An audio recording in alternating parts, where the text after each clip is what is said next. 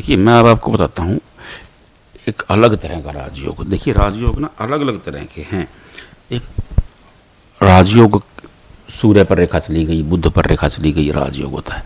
लेकिन राजयोग में अगर रेखाएं वैसी नहीं जा रही हैं और उसके बावजूद इंसान समृद्ध है, तो देखिए मैं आपको बताता हूँ। अगर आपकी लाइफ लाइन ऐसे ये सीधी उठी, ये लाइफ लाइन है, सीधी आई और यहाँ आकर के दो मुख हो गई। देखिए, ये केतु का स्थान है, इसकी ना अलग अलग प्रेडिक्शन है। केतु का स्थान है, ये अध्यात्म का स्थान है। अब आप ध्यान से देखेंगे, दो मुख हुई तो यहाँ पे एक ट्रायंगल बन गया है। देखिए, दिख रहा है आपको?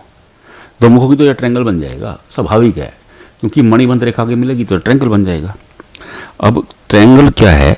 ये आध्यात्मिकता बढ़ा देता है, सरलता बढ़ा देता है, इंसान बहुत नेक हो जाता है। और कमाल की बात है कि वो नेक शार्प रहता है। एक होते हैं ना धूर्त शार्प, एक होते हैं नेक शार्प। तो ये नेक शार्प रहता है, और ये क्योंकि दिमाग भी बहुत तेज काम करता है, तो ऐसे लोग, ये एक राजयोग का एक लक्षण है।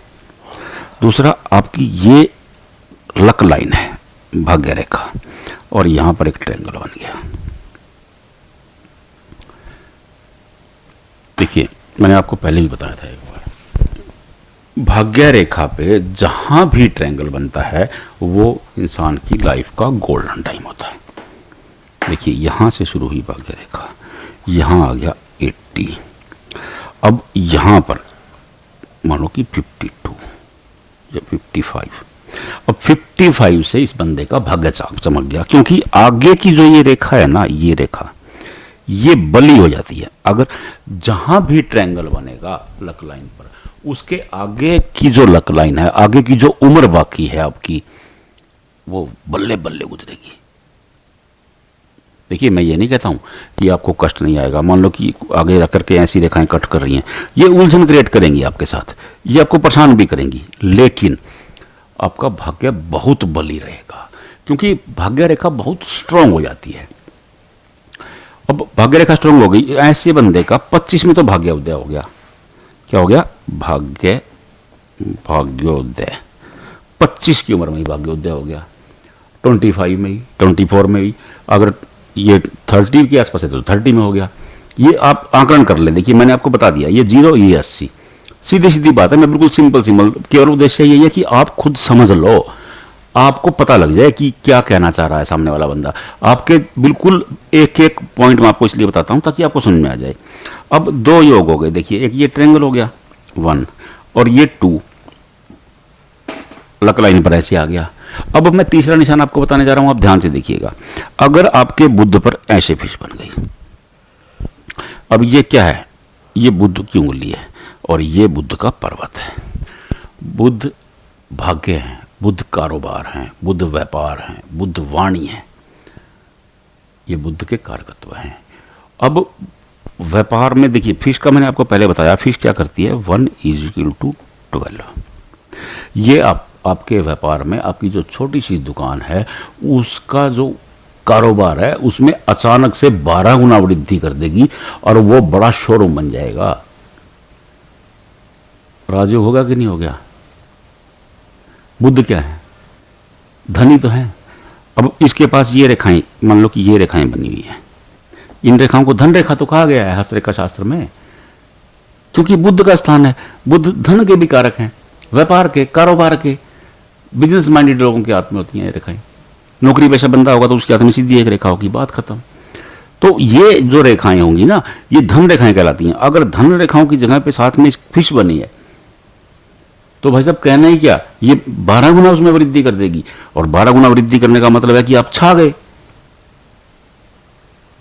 तो इसको इसलिए राजयोग की श्रेणी में रखा गया है। अगर बुध पर फिश बन जाती है तो ये राजयोग की कैटेगरी में आ गया, क्योंकि इंसान राजसी जीवन जिएगा, उसके पास पैसा भी खूब होगा।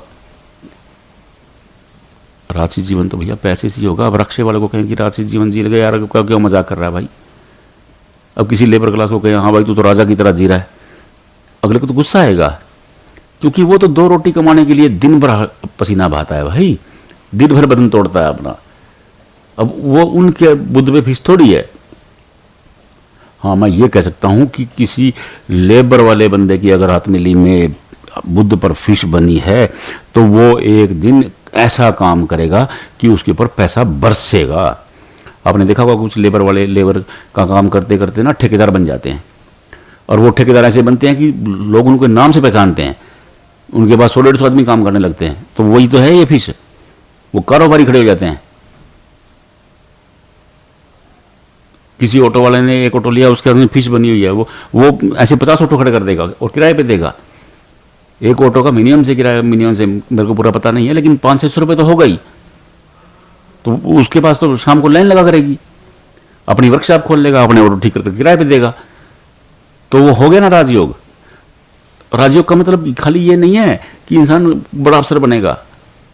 और बुद्ध का तो, क्योंकि बुद्ध तो व्यापार के कारक हैं, तो वो ऐसा व्यापार करवा देंगे कि राजसी लाइफ हो जाएगी। राजयोग का मतलब चुनाव लड़ना, नेता बनना, बड़ा अफसर बनना नहीं है। राजयोग का मतलब है कि ऐसे लोग राजसी जीवन जीते हैं, उनके पास सुख सुविधाओं के सभी रिसोर्सेज, संसाधन उपलब्ध होते हैं, मौजूद होते हैं। राजयोग का मतलब ये है हस्तरेखा में। अब आपकी हथेली में आप देख लीजिए पहले, एक तो ये ट्रायंगल अगर है, दूसरा ये ट्रायंगल, और तीसरा ये फिश। तीनों में से एक निशान है तो आप राजा की तरह जिएंगे। आप मेरे को लिख के दे सकता हूं, कोई माइकल वाला आपको रोक नहीं सकता। आपकी लाइफ राजा की तरह ही रहेगी, क्योंकि आपके पास पैसा बरसेगा। बस आप केवल निशानों को पहचान लें, आपके निशान किस कैटेगरी में है। अब बंदे की किसी का ट्रायंगल यहां करके बनता है, वो तो बुढ़ापे में बनेगा भाई, उसका तो भाग्य जो चमकेगा वो बुढ़ापे में जाके चमकेगा, वो जिंदगी भर से खटता रहे। अब ट्रायंगल कहां बना है ये भी देखा जाएगा। तो ये देख लीजिए अपनी हथेली में, इन तीनों में से एक निशान अगर आपकी हथेली में है तो आपकी बल्ले बल्ले है, कोई माइकल वाला आपको रोक नहीं सकता। बस आप पहचान लीजिए एक बार। नहीं पहचान पा रहे हैं, कमेंट बॉक्स में भेजिए, हम आपको बताएंगे। राधे राधे।